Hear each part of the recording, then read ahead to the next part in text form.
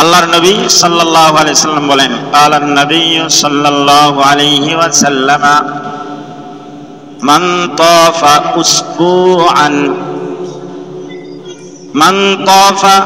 উসবুআন ওয়া সাল্লা রাকাতাইন কানা লাহু আলাল্লাহি কানা লাহু ইতকু রাকাবাতিহি কানা লাহু ইতকু রাকাবাতিহি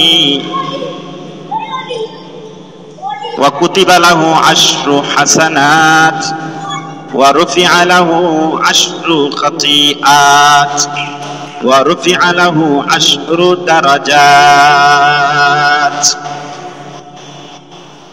আল্লাহর নবী সরকারে দু আলম সাল্লাল্লাহু আলাইহি ওয়াসাল্লাম বলেন, মান তাফা উসবুআন, যে ব্যক্তি 7টি তাওয়াফ করে 7টা চক্কর দেয়, ওয়া সাল্লা রাকাতাইন, এবং 2 রাকাত নামাজ আদায় করে, কানা লাহু ইতকু রাকাবাতিহি মিনান নার, আল্লাহ রাব্বুল আলামিন তাকে জাহান্নামের আগুন থেকে বাঁচায় দিবেন।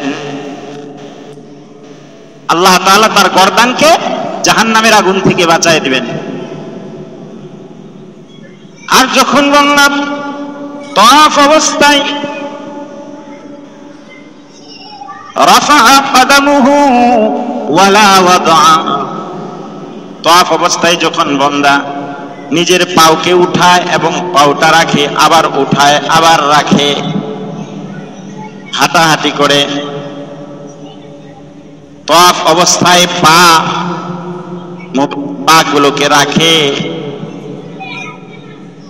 হেঁটে হেঁটে যখন তাওয়াফ করে, আল্লাহর নবী সরকারে দু আলম সাল্লাল্লাহু আলাইহি ওয়াসাল্লাম, আওয়াজ করে বলুন সাল্লাল্লাহু আলাইহি ওয়াসাল্লাম, তিনি বলেন,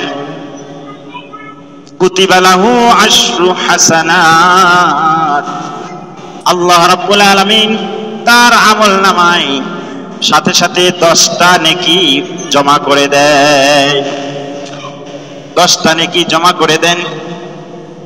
ওয়া রুফিআ লাহু আশরু খাতিআত, 10টা নেকি আল্লাহ তাআলা মাফ করে দেন।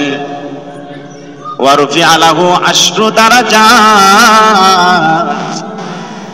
আল্লাহ তাআলা তার 10টা দারাজাত জান্নাতে বুলন্দ করে দেন।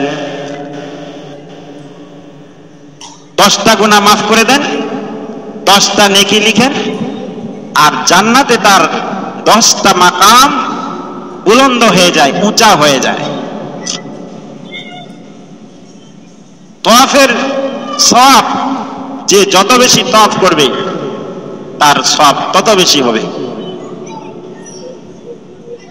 আর এই সওয়াবগুলো এখানে তো 10টা করে বলা হয়েছে, কিন্তু খানায়ে কাবা সওয়াব বর্ণনা করতে গিয়ে আল্লাহর নবী যে হাদিসটি বলেছেন যে একটি আমল করবে আল্লাহ তাআলা তার আমলনামায় 1 লক্ষ আমল করার সওয়াব দান করবে। সুবহানাল্লাহ, একটি আমল করলে 1 লক্ষ আমলের সওয়াব, একবার সুবহানাল্লাহ পড়লে 1 লক্ষ সুবহানাল্লাহ বলার সওয়াব, 1 লক্ষ সুবহানাল্লাহর সওয়াব আমলনামায় দান করবেন। একবার আলহামদুলিল্লাহ বললে 1 লক্ষ আলহামদুলিল্লাহ পড়ার সওয়াব। তাহলে এখানে বোঝা গেল যে যখন বান্দা তার পা দিয়ে খানায়ে কাবার তাওয়াফ করবে, পা যখন উঠাবে নামাবে তো আল্লাহ রাব্বুল আলামিন তার আমল নামায় 10 লক্ষ নেকি প্রতিটি কদমে দান করবেন এবং 10 লক্ষ গুনাহ মাফ করে দিবেন, 10 লক্ষ দারাজাত জান্নাতে তার বুলন্দ করে দিবেন। সুবহানাল্লাহ, কত সওয়াব, কত নেকি! 1 রাকাত নামাজ পড়বে 1 লক্ষ রাকাত নামাজের সওয়াব। সুবহানাল্লাহ, মদিনাতুল মুনাওয়ারায় মসজিদে নববীতে 1 রাকাতে 50,000 রাকাতের সওয়াব, বাইতুল মুকাদ্দাসে 1 রাকাতে 50,000 রাকাতের সওয়াব। সুবহানাল্লাহ, এতই সওয়াব আল্লাহ তাআলা দান করেছেন। তাহলে এই সওয়াব কামাই করার দরকার কি দরকার না? সবার দরকার না? হাদিসে পাকের ব্যাখ্যায় এসেছে, এমন কোন নবী নাই যেই নবী খানায় কাবার তওয়াফ করে নাই। এমন কোন বুজুর্গ ওলি কুতুব আল্লাহ রাব্বুল আলামিনের মনোনীত বান্দা নাই যেই বান্দা খানায় কাবার তওয়াফ করে নাই। সুবহানাল্লাহ। সব নবীরাই খানায় কাবা তওয়াফ করেছেন, হজ ব্রত পালন করেছেন। পরিশেষে আল্লাহর নবী সরকারে দো আলম সাল্লাল্লাহু আলাইহি সাল্লাম হজ ব্রত নিজে পালন করেছেন এবং উম্মতদেরকে পালন করার জন্য বলেছেন। এমনকি কুরবানি করার সময় আল্লাহর নবী 100 উট কুরবানি করেছেন, 100 উট কুরবানি দিয়েছেন।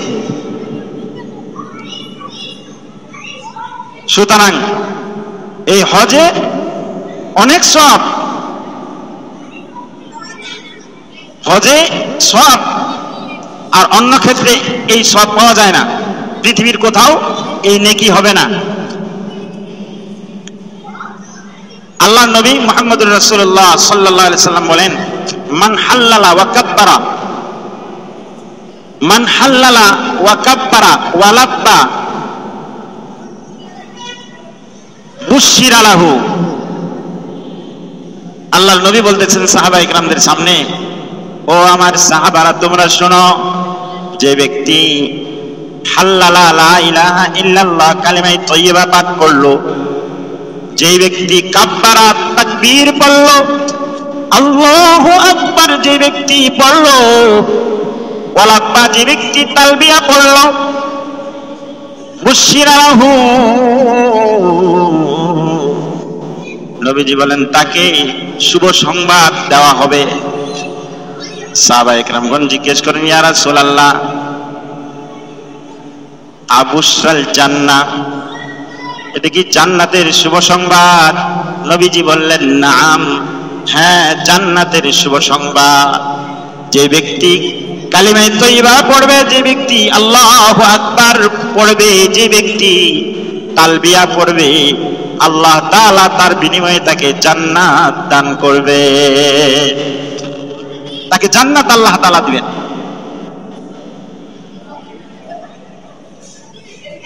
সাধারণ তালবিয়া পড়ার কি লাভ? আল্লাহর নবী হাদিসে পাকে বর্ণনা করেছেন, তালবিয়ার ফজিলত এতই বেশি, এতই বেশি, যে ব্যক্তি তালবিয়া লাব্বাইক বলতে বলতে হজে যাবে অথবা উমরায় যাবে, আর যাওয়ার সময় সে যদি মারা যায়, এই লোকটা কিয়ামতের কঠিন দিনে লাব্বাইক লাব্বাইক আল্লাহুম্মা লাব্বাইক বলতে বলতে আল্লাহ তাআলার দরবারে হাজিরা দিবে। ওই লোকটা লাব্বাইক লাব্বাইক বলতে বলতে আল্লাহর কাছে যাবে। সুবহানাল্লাহ। শুধু তাই নয়, আল্লাহর নবী সরকারে দো আলম সাল্লাল্লাহু আলাইহি ওয়াসাল্লাম বলেন,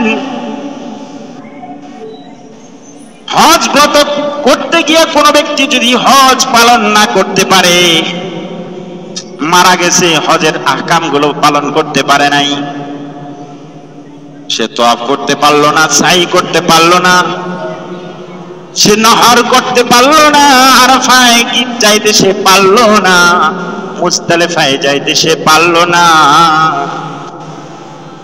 আল্লাহ রাব্বুল আলামিন তার জন্য একটা ফেরেশতাকে নিযুক্ত করে দেন তার নামে, যে ওই ফেরেশতাটা ওই ব্যক্তির নামে খানায়ে কাবা তওয়াফ করবে, খানায়ে কাবা তওয়াফ করবে, সাফা মারওয়া সাই করবে, আর আরাফার ময়দানে হাজিরা দিবে, মুজদালিফায় হাজিরা দিবে, শয়তানকে কঙ্কর নিক্ষেপ করবে জামারাতে গিয়ে। আল্লাহ তাআলা তার জন্য একটা ফেরেশতা নিযুক্ত করে দেন। আরো আশ্চর্যের খবর, সেটা কি শুধু হজের মৌসুমেই এক হজেই? বলছি না না, এটা ওই হজেই শুধু না, কিয়ামত পর্যন্ত যতবার হজ সংগঠিত হবে খানায়ে কাবায়, যতদিন হজ চলতে থাকবে, হজের আহকাম, হজের কার্যক্রম যতদিন চলতে থাকবে, তার নামে ততদিন ধরে ততবার হজের মধ্যে ওই ফেরেশতা তার নামে তালবিয়া পড়তে থাকবে, তার জন্য তালবিয়া পড়তে থাকবে। আর এই সবগুলো তার আমলনামায় আল্লাহ তাআলা দান করবেন। সুবহানাল্লাহ। আরো আশ্চর্যের খবর, বুখারী শরীফের এক হাদিসে আল্লাহর নবী বলেন, 1266 নং হাদিস বুখারী শরীফে, সাহাবায়ে কেরামগণ হাদিস বর্ণনা করেন, বাইনামা রাজুলুন ইনদা রাসূলিল্লাহি সাল্লাল্লাহু আলাইহি ওয়াসাল্লাম আও মা রাসূলিল্লাহি সাল্লাল্লাহু আলাইহি ওয়াসাল্লাম, অথবা হাদিসের মধ্যে এসেছে ওয়াকাফা রাজুলুন মা'আন নবী সাল্লাল্লাহু আলাইহি ওয়াসাল্লাম ওয়া ওয়াকা মির রাহিলাতিহি ফামাতা। আল্লাহর নবী হাদিসে পাকে ফরমান, আল্লাহর নবী আরাফার মাঠে অবস্থান করতেছেন, আরাফার ময়দানে আল্লাহর নবী বসে আছেন। এমন সময় একজন সাহাবী আসলেন নবীজির কাছে, এসে নবীজির কাছে দাঁড়ালেন। ওয়াকাফা ইনদা রাসূলিল্লাহি সাল্লাল্লাহু আলাইহি ওয়াসাল্লাম, নবীজির কাছে এসে দাঁড়ালেন। আর ওই লোকটা উটের উপরে সওয়ার ছিল, লোকটা উটের উপরে সওয়ার হয়ে নবীজির কাছে আসছেন। লোকটা উটের উপরে বসা। ওয়াকাহা মির রাহিলাতিহি ফামাতা, লোকটা উটের থেকে দুর্ভাগ্যক্রমে পড়ে গেছে। পড়ে যাওয়ার পরেই লোকটা মারা গেছে, মারা গেছে। আল্লাহর নবী বলেন, ইগসিলুহু বিমাইন ওয়া সিদরিন, ও আমার সাহাবারা, তোমরা আমার এই সাহাবীকে তোমরা গোসল দাও। বিমাইন ওয়া সিদরিন, মরই পাতার পানি দিয়ে আমার সাহাবীকে তোমরা গোসল দাও। ওয়া কাফিনুহু বিসাওবাইন وكفنوه بثوبين ولا تحنسوه ولا تخمروا رأسه فإن الله يبعث يوم القيامة ملبيا। আল্লাহ নবী বলতেছেন, সাহাবীকে গোসল দাও তোমরা, বড়ই পাতার পানি দিয়ে গরম পানিতে গোসল দাও। ওয়াকাফিনুহু বিসাওবাইন, দুই কাপড় দিয়ে তাকে কাফন দাও। দুই কাপড় দিয়া কাফন দাও। পুরুষের জন্য কয় কাপড়? পুরুষের জন্য কয় কাপড়? দেখতেছেন না আমার আঙ্গুলের দিকে? কয় কাপড়? পুরুষ মারা গেলে কয় কাপড় দিতে হয়? 3 কাপড়। আর মহিলা মারা গেলে কয় কাপড়? কয় কাপড়? মুখে বলতেছি আমি, উত্তরটা আমি হাত দিয়ে দিতেছি, বডি ল্যাঙ্গুয়েজ আর কি। মহিলা মারা গেলে 5 কাপড়। জোরে সোরে কয় কাপড়? আর পুরুষ যদি মারা যায় 3 কাপড়।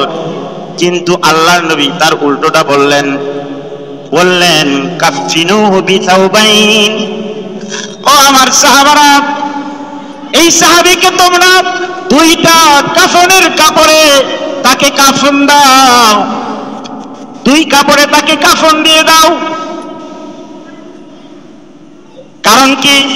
আল্লাহর নবী অন্য হাদিসে বলেছেন যে একজন হাজী সাহেবের জন্য 2টা কাপড়। কয় কাপড় নিয়ে যায় হাজী সাহেব? 2 কাপড়। অন্য কোনো কাপড় কি পরিধান করা থাকে? জায়েজ আছে? ভাই সবাই বলেন না কেন? জায়েজ আছে? সেলাই করা কাপড় পরা জায়েজ আছে ইহরাম অবস্থায়? সেলাই করা কাপড় পুরুষের জন্য জায়েজ নাই, মহিলার জন্য জায়েজ আছে, মাসালা ভিন্ন। পুরুষের জন্য জন্য দুই কাপড়, পরিধানে কোনো কাপড় নেই। মায়ের পেট থেকে দুনিয়াতে যেভাবে আমরা এসেছি সেইভাবেই হজে যাইতে হয়। মায়ের পেট থেকে যেইভাবে আমরা এসেছি দুনিয়া থেকে যাবার সময় ওইভাবেই যাইতে হয়। অন্য কোনো কাপড় থাকে না, শুধু কাফনের কাপড় ছাড়া। কাফনের কাপড় ছাড়া অন্য কাপড় দেয়া জায়েজ নাই, কিছুই দেওয়া জায়েজ নাই। টাকা পয়সা সোনা দানা কিছুই দেওয়া জায়েজ নাই, কোনো সম্পদ দেওয়া জায়েজ নাই।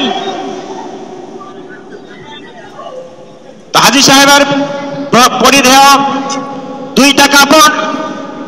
আল্লাহ নবী বললেন পুরুষের জন্য 3 কাপড় বলেছি আমি। যারা হজ ছাড়া মারা যায়, হাজী সাহেব ছাড়া যারা মারা যায় তাদের জন্য 3 কাপড়। কিন্তু হজ অবস্থায় যারা মারা যায় তাদের জন্য যেই 2 কাপড়ে হজ সে পালন করার জন্য এসেছিল সেই 2 কাপড় ওই হাজী সাহেবের জন্য, আর 3 কাপড় তাকে দেয়া হবে না। জোরে আওয়াজ করে বলুন সুবহানাল্লাহ। আর আশ্চর্যের খবর, আল্লাহ নবী বলতেছেন ওয়ালা তুহান্নিসুহু, তাকে কিন্তু আতর দেওয়া যাবে না। আর তো লোক মারা গেলে আতর দেই না, সুগন্ধি দেই, কিন্তু হাজী সাহেব মারা গেলে তাকে আতর দেওয়া যাবে না। ওয়ালা তুখাম্মিরু রাকসাহু, তার মাথাও ঢাকবে না। সুবহানাল্লাহ, তার মাথাটাও ঢাকা যাবে না।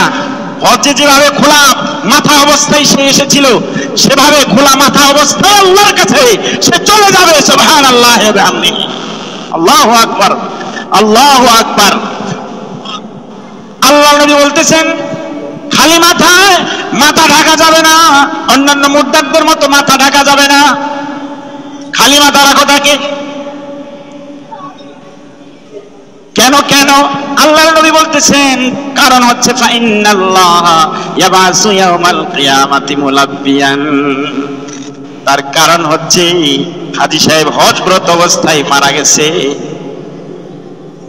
এই মারা যাওয়ার কারণে আল্লাহ রাব্বুল আলামিন তাকে এই ফজিলত দান করবেন। কিয়ামতের কঠিন দিনে সে এই হজ্জের ইহরাম নিয়ে আল্লাহর কাছে সে হাজিরা দিবে, লাব্বাইক আল্লাহুম্মা লাব্বাইক, আল্লাহুম্মা লাব্বাইক, লাব্বাইক লা শারীকা লাক লাব্বাইক, ইন্নাল হামদা ওয়ান নি'মাতা লাকা ওয়াল মুলক। এই তালবিয়া পড়তে পড়তে আল্লাহর কাছে যাবে। সুবহানাল্লাহ ওয়া বিহামদিহি। এইজন্যই তার মাথা রাখবে না। 2 কাপড় ছিল, 3 কাপড় দেওয়া হবে না, তার 2 কাপড়েই তাকে দাফন করবে। সুবহানাল্লাহ। কত বড় ফজিলত! আরো ফাজাইল আছে, মদিনাতুল মুনাওয়ারার ফজিলত আছে। আমার বন্ধুগণ, এই সকল ফজিলতগুলো যেন আমরাও অর্জন করতে পারি, আল্লাহ তাআলা তৌফিক দান করুন। সবাই বলুন আল্লাহুম্মা আমিন।